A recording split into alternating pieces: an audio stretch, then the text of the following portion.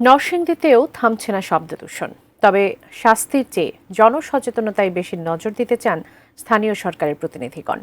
নরসিংদীর ঢাকা সিলেট মহাসড়কের ভেলানগর বাজার এলাকা থেকে বিস্তারিত জানিয়েছেন প্রতিনিধি সোহাগ মিয়া। আমি এই মুহূর্তে রয়েছি নরসিংদীর অত্যন্ত একটি গুরুত্বপূর্ণ জায়গা ঢাকা সিলেট মহাসড়কের বেলানগর বাজার এলাকা। এইখানে বেলানগর বাজার এলাকাতে রয়েছে বেসরকারি অনেক হাসপাতাল, শিক্ষা প্রতিষ্ঠান সহ অনেক গুরুত্বপূর্ণ কার্যালয় এবং সেইখানে যে মানুষ রয়েছে এই মানুষে এই শব্দ দূষণের কবলে তারা অতিষ্ঠ।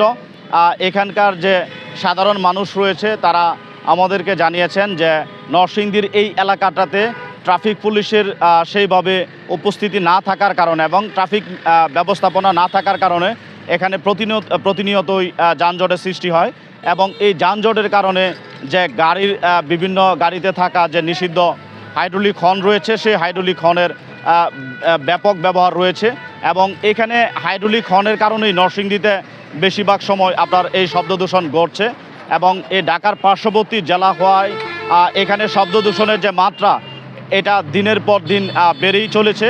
এখানকার যারা সুশীল সমাজের মানুষ রয়েছেন এবং নরসিংদীতে যারা বিশেষজ্ঞ পর্যায়ের মানুষ রয়েছেন তারা আমাদেরকে জানিয়েছেন যে এই শব্দ দূষণ রোধে ট্রাফিক পুলিশকে এবং স্থানীয় সরকারের প্রতিনিধিদেরকে জরিমানা করার যে অনুমতি সেই অনুমতিটা দেওয়া প্রয়োজন। এই ছিল নরসিংদী থেকে শব্দ দূষণের সবশেষ খবর।